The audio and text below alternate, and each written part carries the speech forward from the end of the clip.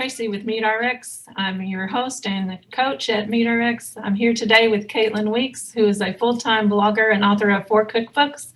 She has many years of experience as a certified nutrition consultant, CHEK holistic lifestyle coach, and professional personal trainer in San Francisco, California. Caitlin has had success conquering obesity after a lifelong struggle with her weight.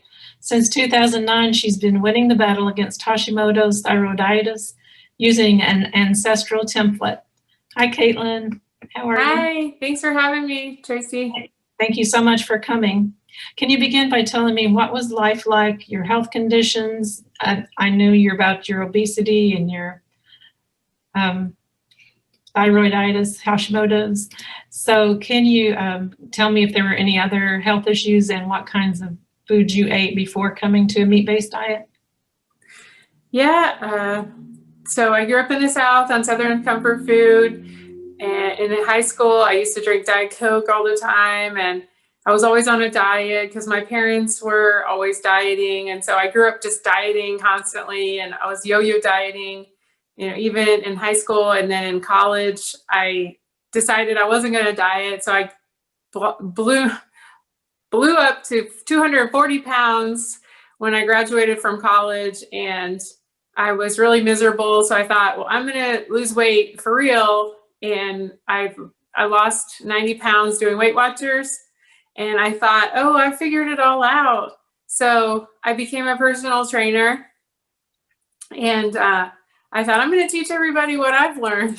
So I was a personal trainer for 7 years. And then all of a sudden, I was in good shape. I was young, but I got hit with this horrible fatigue. It was just like in my bones. I had to sit down like every 15 minutes. I couldn't stand up for a full hour when I was training my clients anymore. I had to hold the wall. I had to sit down on a bench, and it was just really weird. And I in between my training clients, I would just sleep as many hours as I possibly could. So I was sleeping like 18 hours a day. And I just couldn't, I never felt rested. And I went to the doctor. They didn't really have any answers for me, but I was able to get some thyroid tests. And I ran into a naturopathic doctor, and I showed her my thyroid test, and she said, well, you have Hashimoto's thyroid disease. Like right away she knew, because I had antibodies that were 600 of TPO antibodies. And I also had, she just knew that all the symptoms I had, she could just tell. And she put me on natural desiccated thyroid, which is made from animals, and it has a free T3 and free T4. And so that is better absorbed by your body.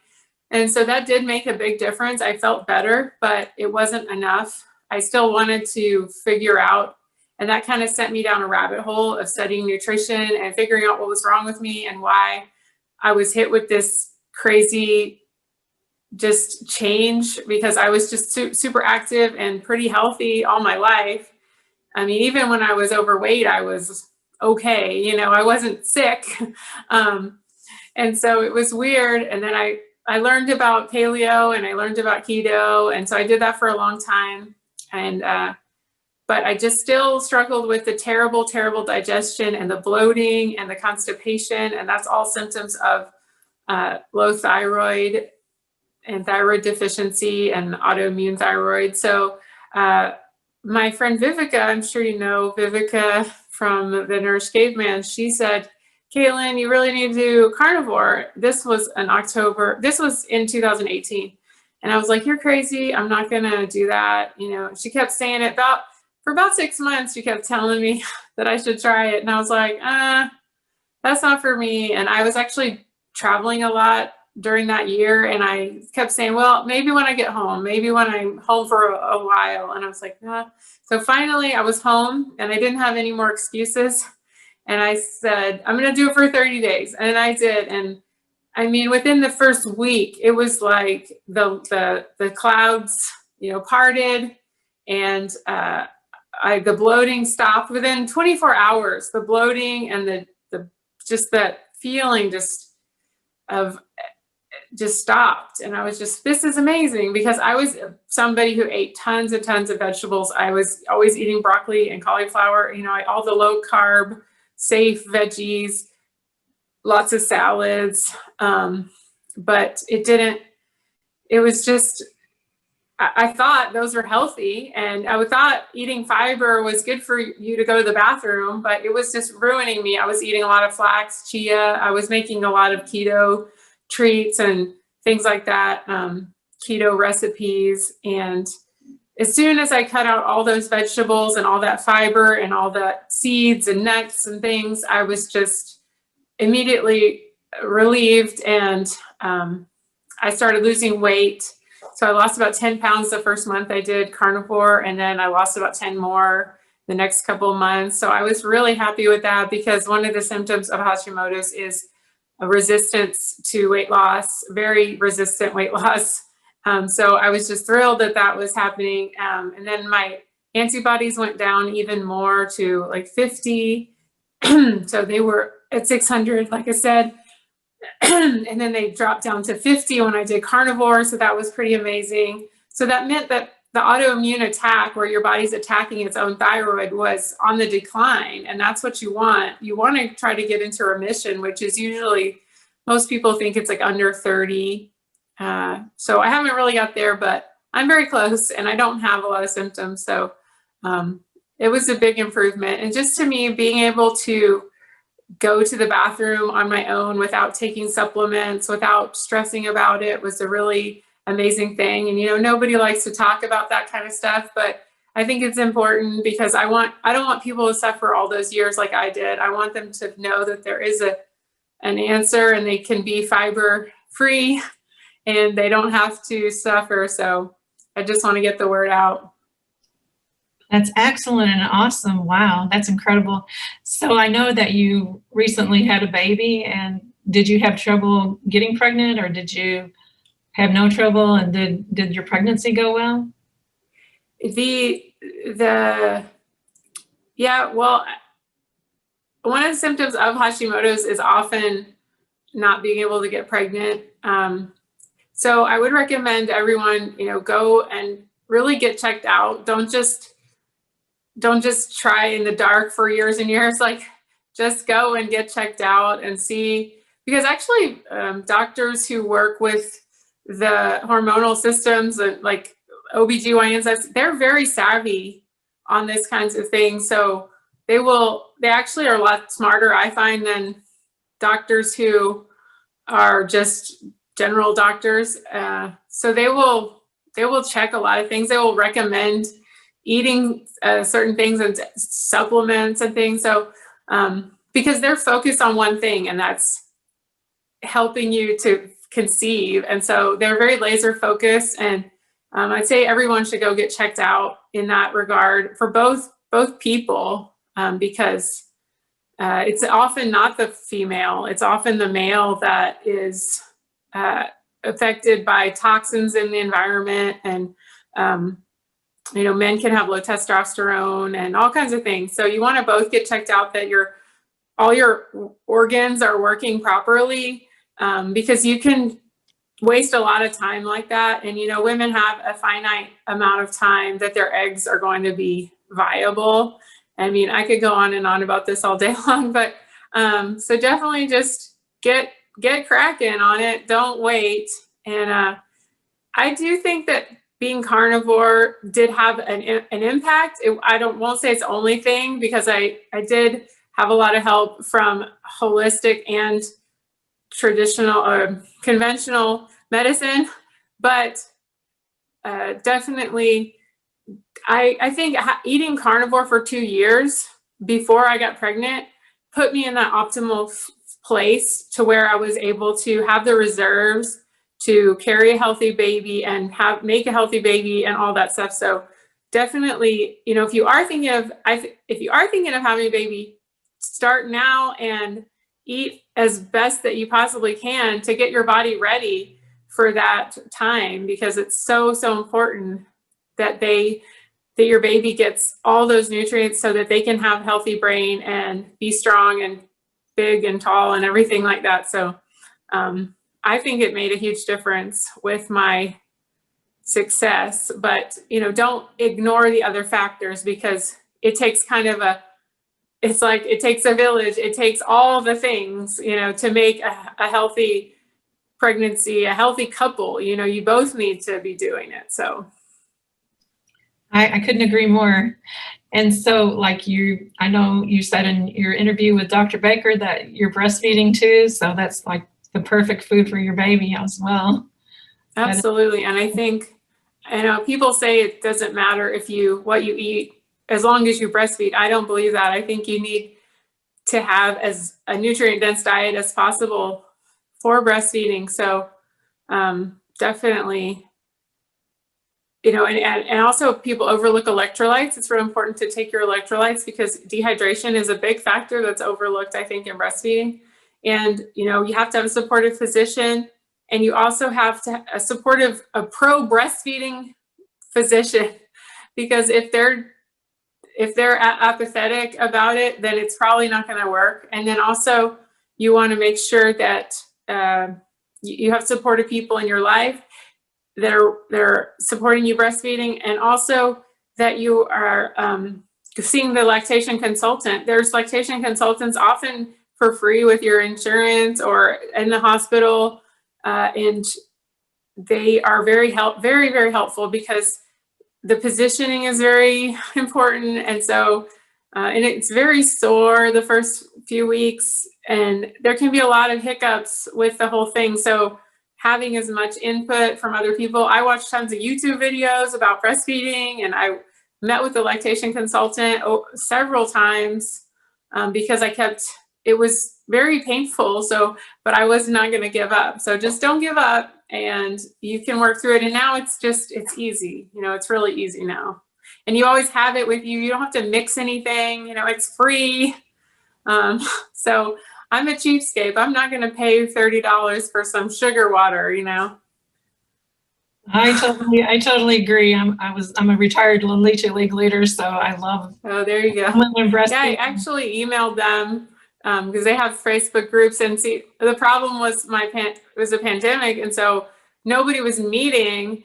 And so I emailed them on Facebook, and they would give me some tips and stuff over Facebook, like Messenger, but they couldn't meet in person, which kind of sucked. But I kept going. They actually had somebody at my midwife clinic where I was, and they worked with me several times. So, and that was included. But if you do have to pay for it, it's worth it, because you're going to pay for all that formula if you don't get it to work. So I think there's just this perception that it's going to be so easy. I had no idea how hard it was going to be, but I did have just like carnivore, you have to have a long-term mindset. You know, you have to have this is a lifestyle, and I'm going to make it work, and whatever. You just have to have that kind of mindset to stick with it. So yes, determination. It takes a lot of determination, and I think a lot of times it's because we don't grow up with a lot of breastfeeding relatives and friends, and so that makes it a little more difficult in our culture now. I wanted to ask you about your cookbooks. Can you tell me about your cookbooks? Yeah, I wrote, it's actually right here. I wrote this cookbook in 2014, and it's actually very carnivore friendly. It has very, very meat heavy. It has a lot of offal recipes, about 5 or 6 offal recipes. And my husband's actually from the Mediterranean region. And so it's very meat heavy culture, where they slaughtering animals on the side of the road and that kind of thing. So he was a big influence on me, and he is a chef. He went to culinary school in San Francisco, and that's where we met, actually. So we worked together on this cookbook, and it's really, it's like 400 pages. So it's a really good, even today, you know, these recipes have stood the test of time. And even if you're not strictly carnivore, you know, it has a lot of keto friendly recipes, and just a lot of meat heavy recipes. So this is still a great book.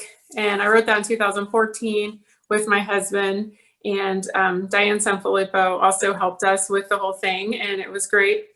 And then I also wrote a carnivore book that is called the 30-Day Carnivore Diet Challenge.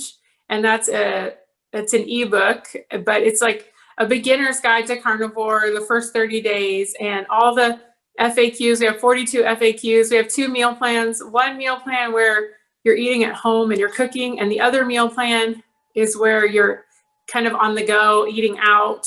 So we try to make it work for both types of people. And we also have shopping list and just the common things like how to eat with your family if they're not supportive, how to travel with carnivore, how to have special occasions with carnivore. And we also have 26 recipes in that book. So it's a digital download, but you can put it in your Kindle on your phone, or you can put it on your iPad, and you can use it every day when you go to the store or whatever. And it's really a great resource for people who just want no nonsense, not like they don't want to know every single thing about the history of everything, but they just want to know how to get started, and just the kind of the quick and dirty thing, and all the resources of all the people they should follow to get the best carnivore information and all that kind of stuff. That sounds great. So where are those available at? Are they on Amazon? Well, the blue one is on Amazon at MediterraneanPaleoCooking.com. It's links to Amazon. And then you can also get the ebook, the carnivore ebook, on carnivore30.info. Awesome. Thank you so much, Caitlin. Your success is amazing, and I know it'll help many people. And it sounds like the cookbooks would be awesome too to help everyone. So especially a beginner, is there anything that you would like to tell someone who's considering this lifestyle? I think, if you have tried keto and paleo and, you're still having some symptoms, you might want to try carnivore and see how it works for you, and just give it a real try of at least 30 days to maybe 6 weeks, and just see how you feel. I mean, you haven't lost anything. You can't, I really don't think you can hurt yourself on it. It doesn't really cost that much money to just eat ground beef and eggs, and just kind of drown out the noise. Don't get so caught up in the minutia of fat ratios, and should you eat liver, and should you eat organs, and just all that stuff. Just eat, and eat till you're full, and later on you can worry about all that stuff if you want to, but just eat the meat that you can afford, and don't worry about just every little thing and get overwhelmed and cause yourself analysis paralysis, because you'll stop before you'll mentally, you'll just dig in, and you won't have the results that you want. So just kind of eat like meat and eggs, and just don't think about it, and then stick your head up and see what's happened. And one of the things I wish I had done is do measurements, and so we encourage people in my book to take measurements, take pictures, even if you're really uncomfortable with how you are at first, but just do it, because you'll be really happy you had those when you get your results. And you won't believe how much, my dad has actually lost 70 pounds doing this. So even you can help people at any age. He's 74 years old, so you can do it. So just give it a shot. Wow, that's incredible. So that's so wonderful about your dad. And I totally agree with all your tips. And he doesn't worry about his ratios or his organ meats or anything. No macro counting or anything. No. Awesome. So how does exercise fit into the equation, in your opinion? I think that exercise is, I would try to stay active, don't be sedentary, but don't try to start a big exercise routine when you're trying to start carnivore. Just if you're doing something that you've already been doing, it's okay to keep it up, but don't try to start and stop with that self-flagellation where you're trying to hurt yourself, and with exercise and all that stuff, and exercise off the calories you ate before. You have to get out of that mindset, because it's a totally different way that it works. I think carnivore works by reducing your inflammation rather than reducing your calories. So just don't think about that. You got to let go of a lot of the old programming, and then you can start doing hard exercise. I know people see ShawnBaker doing all the exercise, and he's been doing it many, many years. So don't think you have to start with that. You can ease into that later on, that kind of thing. So just take it slow at the beginning. Don't focus on too much exercise at first. That's great. Thank you, Caitlin. So where can people get in touch with you before I let you go? All of my stuff is called @GrassFedGirl. So on Instagram, GrassFedGirl. So GrassFed girl. And it's on YouTube. I have 12,000 subscribers on YouTube. I make a video every Monday for my people. And then I'm on Instagram every day making stories. And then I also have my Facebook page, as people can write me on Messenger through Facebook @GrassFedGirl. So awesome. Thanks so much, Caitlin. I really appreciate you coming to share with everyone. And I hope thank you so much. Great day. Thanks for having me. Good luck, everybody. Bye-bye. Bye.